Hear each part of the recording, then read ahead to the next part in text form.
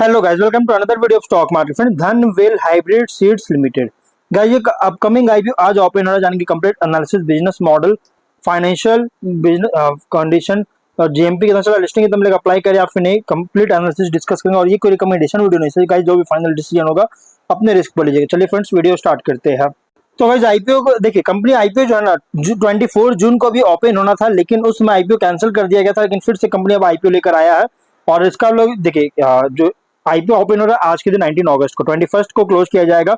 3 day IPO, 26 अगस्त का listing day, 10 rupees का face value, 95 to 99 rupees का प्राइस बैंड, 1200 शेयर्स की lot size, fresh capital, book build IPO, 27 crore का issue size और 27 lakh shares issue किया गया है, जो कि एक्यम कैपिटल मार्केट मेकर है और बीएसई एसएमई पे लिस्टिंग किया जा रहा है। अलॉटमेंट डेट रखा गया 24 अगस्त का, 25 को रिफंड रिलीज किया जाएगा, शेयर्स डीमैट अकाउंट में क्रेडिट होगा।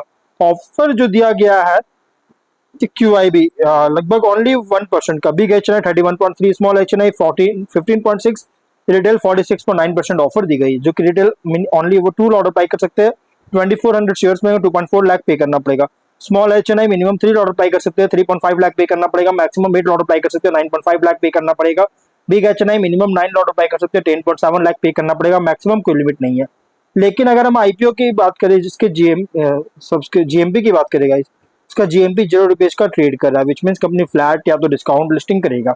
बिजनेस क्या है, तो कंपनी 2018 में इनकॉर्पोरेट किया गया था और सीड मैन्युफैक्चरिंग और अलग अलग वेरियस फील्ड क्रॉप्स और वेजिटेबल्स का सप्लाई के लिए सप्लाई करता है और सीड मैन्युफैक्चरिंग के बिजनेस में इंगेज है।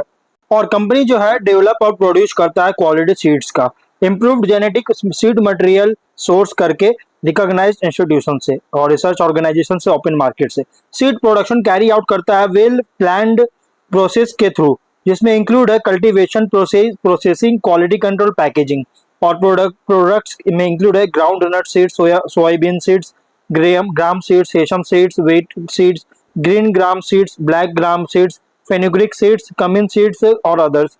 और कंपनी जो है काम करती है सिलेक्टेड सीड ग्रोइंग फार्मर्स के साथ अंडर सुपरवाइज्ड अरेंजमेंट्स के अंडर, जहां प्रोवाइड करता है सीड मटेरियल और टेक्निकल गाइडेंस का, जो कि क्लोजली मॉनिटर कर रहा है क्रॉप क्वालिटी का।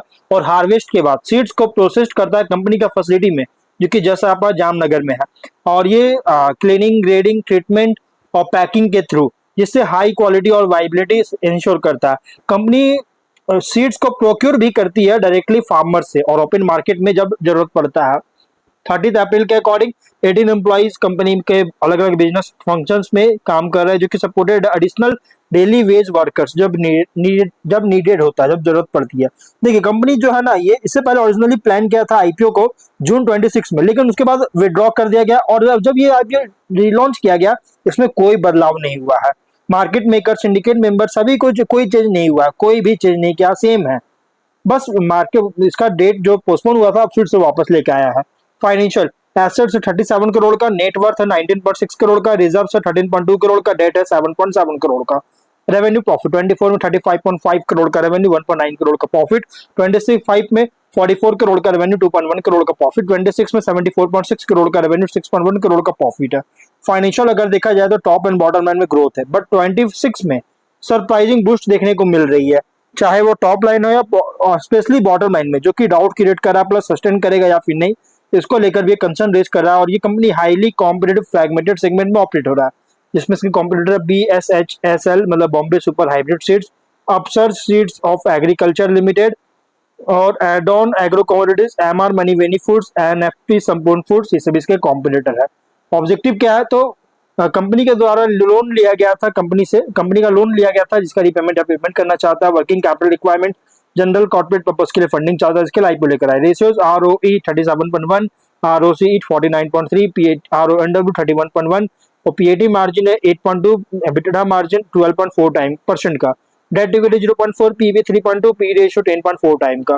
प्रोमोटर होल्डिंग अपनी इश्यू 50%, पोस्ट इश्यू 35.1% का होल्डिंग देखने को मिल जाएगा।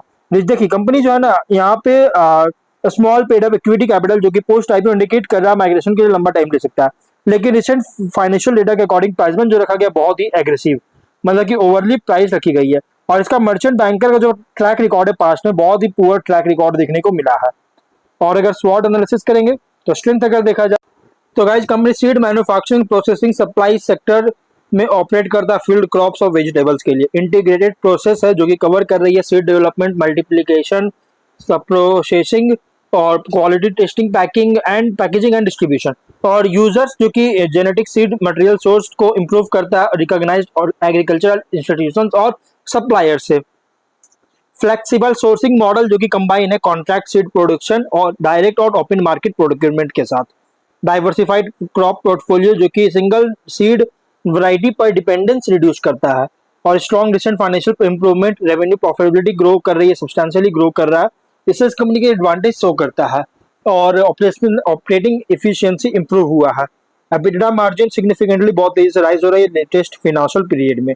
वीकनेस की बात करेंगे तो बिजनेस हाईली डिपेंड करता है एग्रीकल्चरल और क्लाइमेट कंडीशंस पर। स्केल रिलेटिवली बहुत ही स्मॉलर है एस्टैब्लिश्ड सीड कंपनीज के कंपैरिजन में। कस्टमर कंसंट्रेशन बहुत ज्यादा रिस्क है, सिग्निफिकेंट पोर्शन है बिजनेस का जो कि लिंक्ड है ऑयल सीड रिलेटेड प्रोडक्ट्स पर, जिसे प्रोडक्ट कंसंट्रेशन रिस्क क्रिएट कर रही है। वर्किंग कैपिटल रिक्वायरमेंट्स बहुत ज्यादा हाई है इन्वेंट्री और रिसीवेबल्स के कारण। ऑपरेटिंग कैश फ्लो जो कि इनकंसिस्टेंस है जो कि हो चुका है, जिससे मॉनिटर करना बहुत जरूरी होगा। लेकिन अपॉर्चुनिटीज की बात करते हैं, ग्रो एडॉप्शन ग्रो कर रही है हाइब्रिड और इम्प्रूव्ड क्वालिटी सीड्स के लिए का, जिसे लॉन्ग टर्म डिमांड सपोर्ट कर सकता है। और additional crops, specialised vegetable seeds में एक्सपेंशन रेवेन्यू डाइवर्सिफाई कर सकता है। डीलर और डिस्ट्रीब्यूशन नेटवर्क का एक्सपेंशन मार्केट पेनिट्रेशन इंक्रीज कर सकती है। और proprietary higher value seed varieties का डेवलपमेंट मार्जिन इंप्रूव कर सकता है।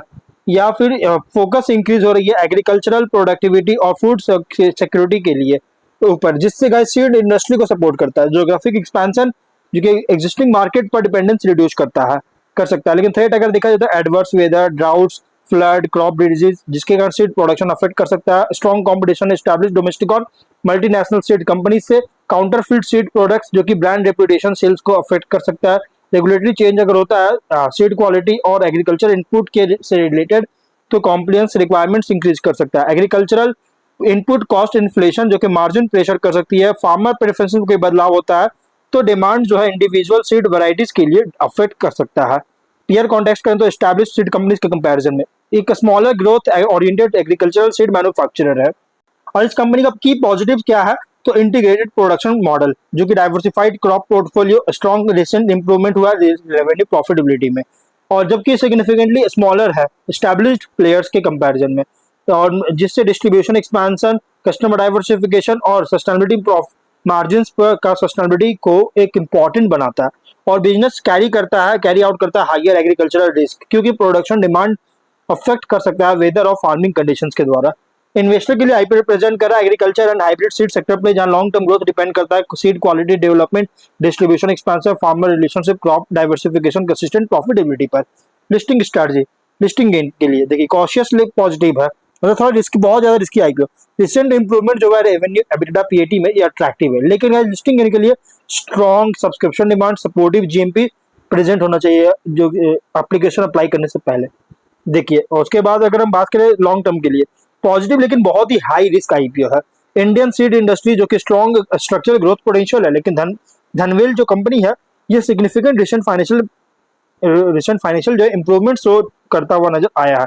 लेकिन मेन रिस्क क्या है कि स्मॉलर स्केल है, customer concentration, agricultural dependency, custom product concentration और सस्टेन रिसेंट प्रॉफिटेबिलिटी सस्टेन करने की जरूरत पड़ेगा स्ट्रैटेजी वर्डिक लिस्टिंग के लिए सिलेक्टिव। लेकिन अगर सब्सक्रिप्शन डिमांड और जीएमपी सपोर्टिव होता है तब लॉन्ग टर्म के लिए सिलेक्टिव लेकिन हाई रिस्क है।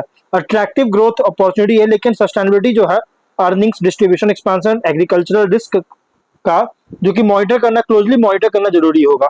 इसलिए गाइस ये जो आईपीओ ना बहुत ही प्राइस एंड आईसी आईपीओ, तो आप इसको स्किप भी कर सकते हैं, बट फाइनल डिसीजन जो भी लीजिएगा अपने रिस्क पर लीजिएगा। ये कोई रिकमेंडेशन वीडियो नहीं। तो गाइस वीडियो कहीं प्लान करते कोई डाउट है कमेंट बॉक्स में पूछे। मिलते हैं नेक्स्ट वीडियो में, बाय।